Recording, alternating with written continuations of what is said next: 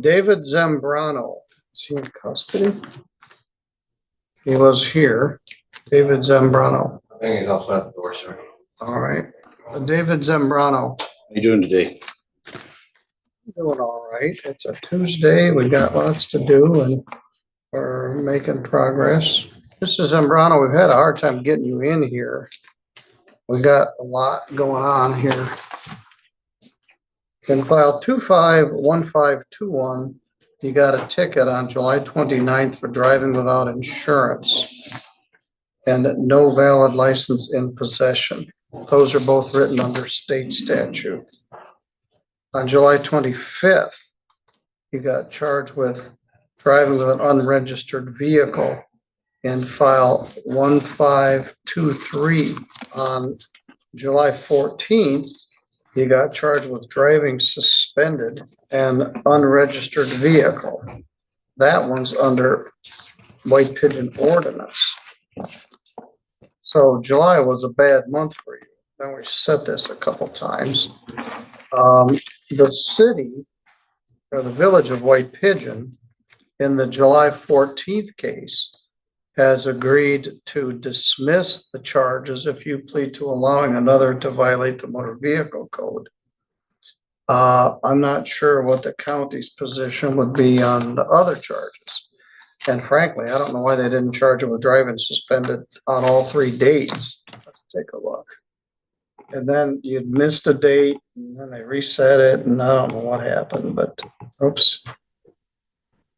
The last guy. Your Honor. Yes. I'm appearing here today, pro se, in the special appearance sui juris and in propria persona.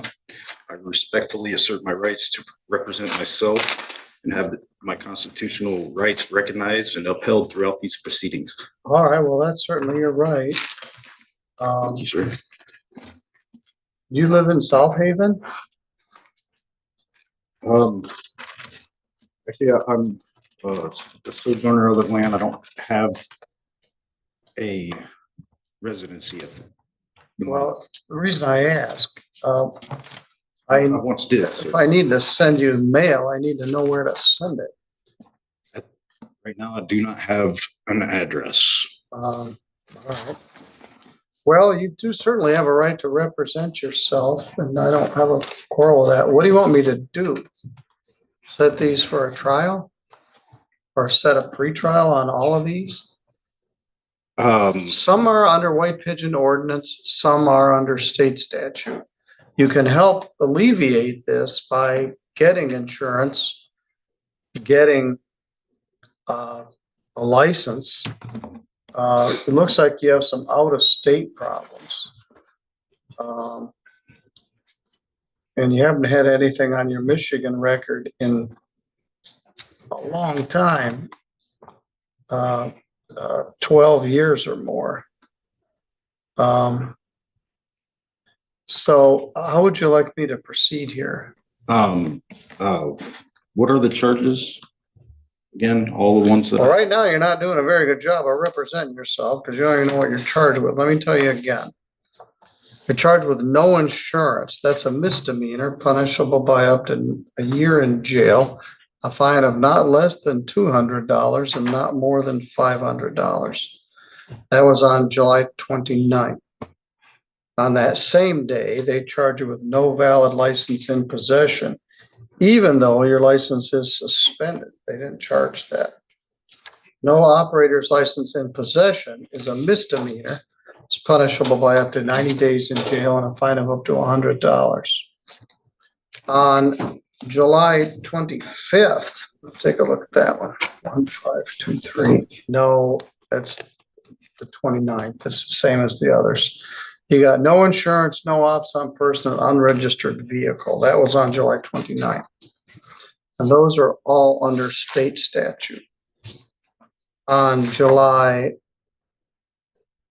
14th, you got another ticket. Take a look at that one. 1560. And that one, they filed a formal complaint that alleges that you were driving suspended and you had an unregistered vehicle. And that is under White Pigeon ordinance.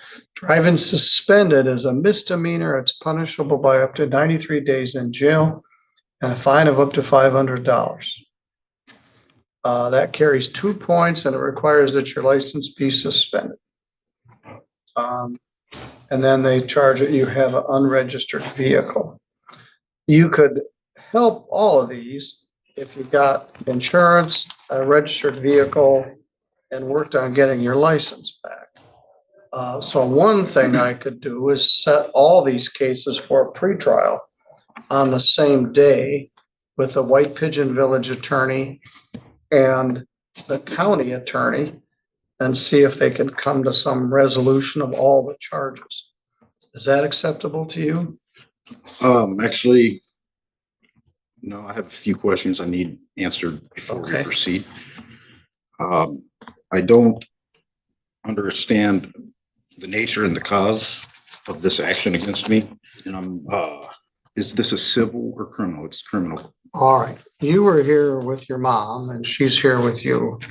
So it's good that you support each other. She asked me the same question, which points out to me that you're not qualified to represent yourself if you don't know the difference between a criminal matter and a civil matter.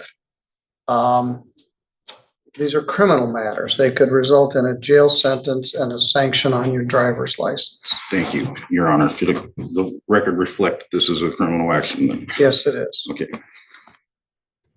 I just got to look at my papers and stuff. All right. My next question about it is Constitution grants this court 2 types of jurisdictions. Yes. All right, we're not going to get into this, what I call Jabberwocky. It has no legal effect.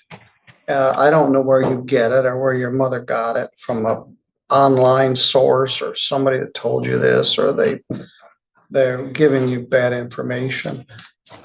These are criminal matters. They're not terribly consequential. Normally you wouldn't go to jail for these, although they do carry a potential jail sentence. You don't necessarily subscribe to our system, but I certainly don't subscribe to whatever you got written on the paper there. I propose we set this for a pretrial and you try to get a registration and insurance and then come in and share it with the prosecutor and the city attorney and see if we can resolve everything. If we can't, we can set it for a trial, including a jury trial, I suppose. It's 2 different incidents. So it would have to potentially be 2 different cases. What I propose is you trying to do some things to get situated and have a pretrial with the city attorney and the county prosecutor. Your Honor, I'm going to have to object to that. I need, before we can proceed, I need to know, it's upon the authority of the 6th Amendment, I need to know the nature and the cause of these charges. Could you tell me if it is a common law? No, these are statutory offenses written under the authority of the people of the state of Michigan. One of these is under the insurance code and one is under the motor vehicle code. The others are. And I don't really wish to engage in this discussion. We've got about 40 other people waiting for their case. And you want to talk to me about how many angels can fit on the head of a pin. You're charged with 2 separate traffic offenses on 2 separate occasions. You have a right to have an attorney. I'd be happy to appoint one for you, but you don't want one. You want to represent yourself, which is your right, but you don't have a right to waste my time. So if you either want me to set it for a pretrial, I can do that. That would be my preference. Then you can sit down with both prosecutors, ask these questions, and see if it can be resolved.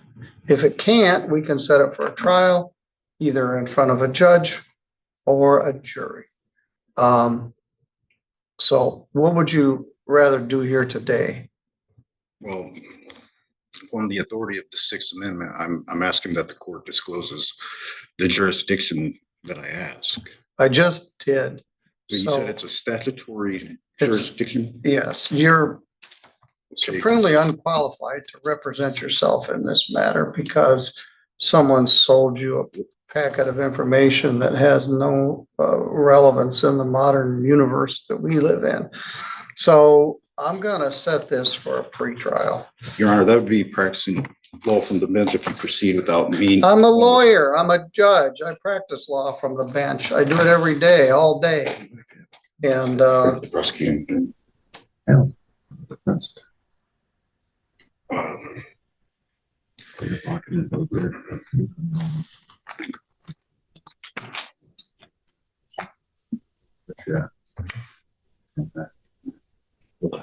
To ask for a few minutes or something like that.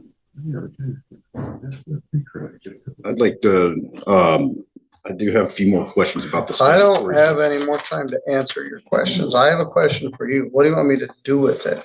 Set it for a pretrial or set it for a trial? Under a statutory jurisdiction, I've never heard of, I need to know where I can find the published rules of the criminal procedure under that. Well, you can certainly find them on the internet. They're in the public library.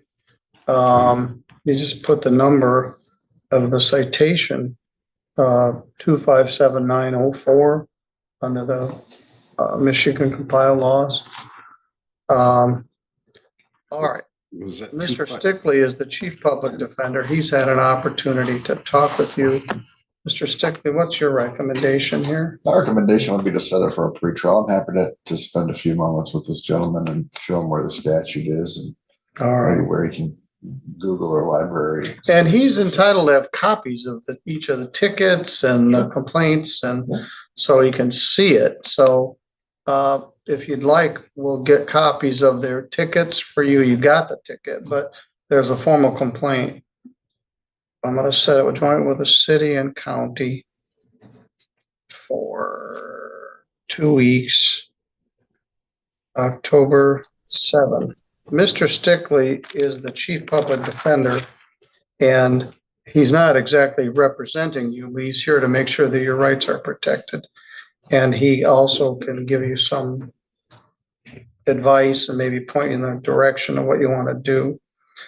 Again, it would be helpful if you would come in with insurance and a proper plate and perhaps an effort to get your license back. You don't want to stay on the driving suspended merry-go-round because it's very hard to get off of it. Once you get suspended, you live near White Pigeon. The other problem is I don't have an address for you, so I need a mailing address.